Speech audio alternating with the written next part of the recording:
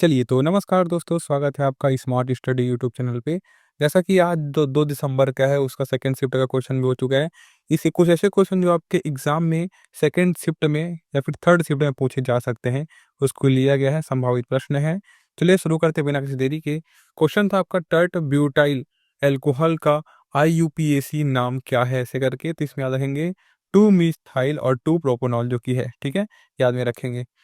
वहीं पे एक है आपका 2011 की जनगणना के अनुसार भारत में किस राज्य में सबसे अधिक महिला कार्यबल भागीदारी दर है, करके, ठीक है। तो यहाँ पास याद रखेंगे हम किस किस में है, तो वो है आपका बिहार में और उत्तर प्रदेश और हरियाणा में है, ठीक है, ये तीनों राज्यों में है।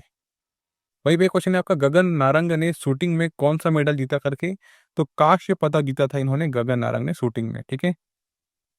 वहीं पे क्या आपका, जब पानी, ठीक है, जब पानी इलेक्ट्रोसिस के माध्यम से पारित किया जाता है तो कौन सी क्रिया या फिर प्रतिक्रिया होती है, करके। तो याद रखेंगे अपघटन अभिक्रिया होती है इस चीज से, ठीक है, जब पानी इलेक्ट्रोसिस के माध्यम से पारित किया जाता है तो, ठीक है। वहीं पे एक क्वेश्चन है आपका, बिहार में छठ पूजा के दौरान की जाने वाली प्रार्थनाएं किसको समर्पित है, करके। तो वो सूर्य देवता को समर्पित है आपकी, ठीक है। और ये कितने दिन का होता है, ये आप मुझे कमेंट में जरूर बताइएगा। वहीं पे क्वेश्चन आपका, किस वर्ष मुस्लिम लीग द्वारा अलग पाकिस्तान की मांग उठाई गई थी, करके। तो याद रखेंगे 23 मार्च 1940 को उठाई गई थी, ठीक है। वहीं पे क्वेश्चन है दोस्तों, निम्नलिखित में से किस राज्य में सबसे अधिक जनसंख्या घनत्व है, करके। तो ये सबसे अधिक जनसंख्या घनत्व वाला राज्य बिहार है, ठीक है, याद में रखिएगा।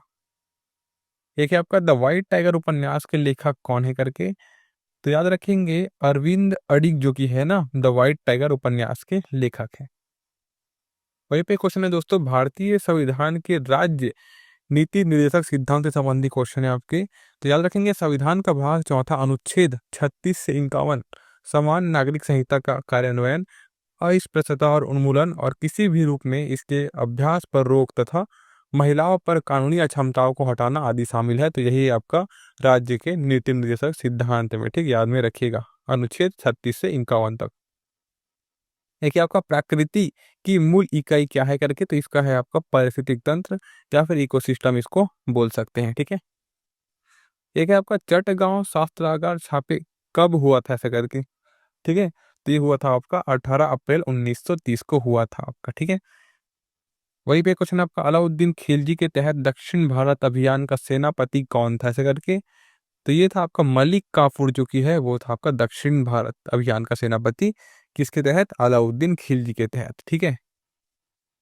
वहीं पे क्वेश्चन था दोस्तों, किस मणिपुरी शास्त्रीय नृत्यांगना ने इंफॉल में महिला के लिए गोविंद जी नृत्य विद्यालय खोला, ऐसे करके। याद रखेंगे बिपिन सिंह ने, ठीक है, बिपिन सिंह ने खोला था। चलिए, एक है आपका, लूह किस क्षेत्र में बहती है, करके। तो लूह जो की है ना, वो आपके उत्तरी भारत में गर्मियों में उत्तर पूर्व तथा पश्चिम से पूर्व दिशा में चलने वाली धूल भरी प्रचंड उष्ण तथा शुष्क हवाओं को लू कहा जाता है, ठीक है, याद में रखेंगे।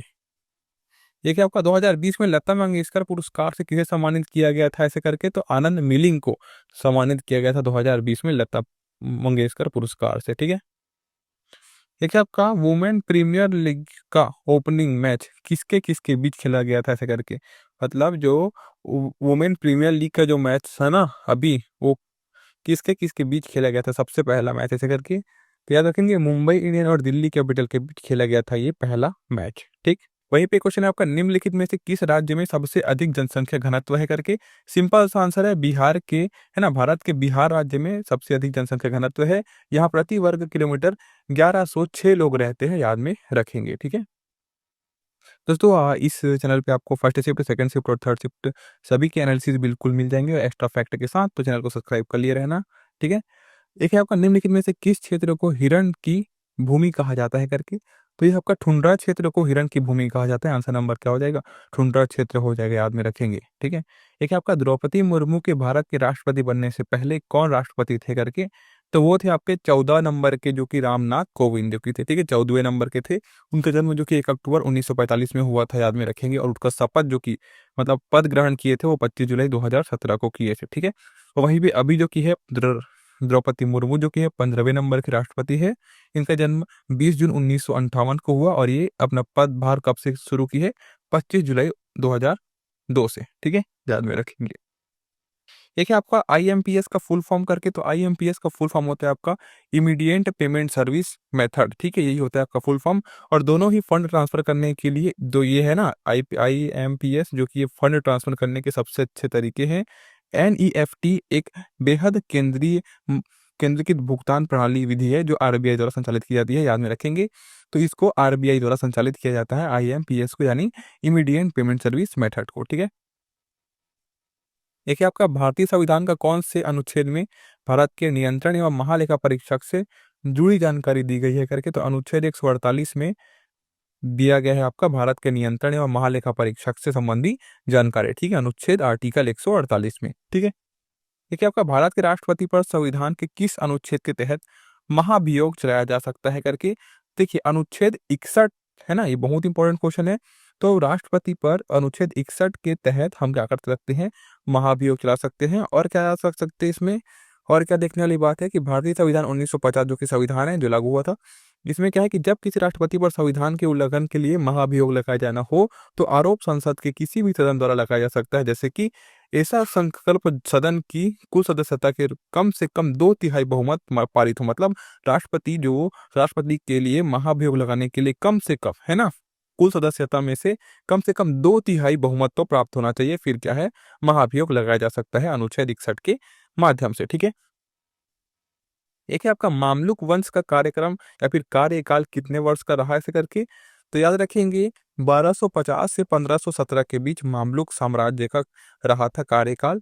और वहीं पे हम क्या बात कर सकते हैं एक्स्ट्रा के, कि इनके बीच मिस्र तथा पश्चिमी अरब पर शासन करने वाला एक साम्राज्य बना जो कि मामलुक साम्राज्य है। 13वीं शताब्दी के उत्तरार्ध में इनकी लड़ाई मंगोलों से हुई थी, पता है आपको, जिसमें वे विजयी रहे। इसके अलावा धर्म युद्धों में भी इनकी भूमिका रही है। तो यहाँ पास याद रखेंगे आप मामलुक वंश का कार्यकाल जो कि है 1250 से 1517 के बीच रहा, ठीक है। एक है आपका द व्हाइट टाइगर उपन्यास के लेखक पूछ लिया गया था आपके एग्जाम में, तो याद रखेंगे अरविंद अडिग जो कि है द व्हाइट टाइगर उपन्यास के लेखक है, ठीक है। वहीं पे एक है आपका सीमा सुरक्षा बल की पहली महिला स्नाइपर कौन थी, ऐसे करके, तो ये थी आपकी, कौन थी बताएंगे, सुमन कुमारी जो कि थी, बीएसएफ को मिली पहली महिला स्नाइपर सुमन कुमारी थी, याद में रखेंगे, ठीक है।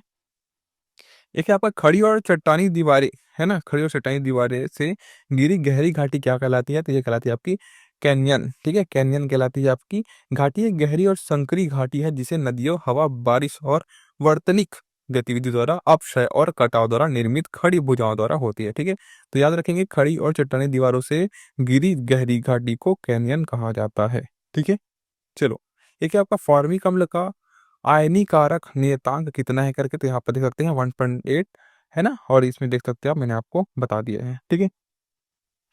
देखिए आपका संसद ने प्रयोग की जाने वाली भाषा किस अनुच्छेद में है करके, तो अनुच्छेद 210 में इनका जिक्र किया गया है, संसद ने प्रयोग की जाने वाली भाषा का। तो चलिए आज के लिए बस इतना ही, मैं मिलता हूँ आपको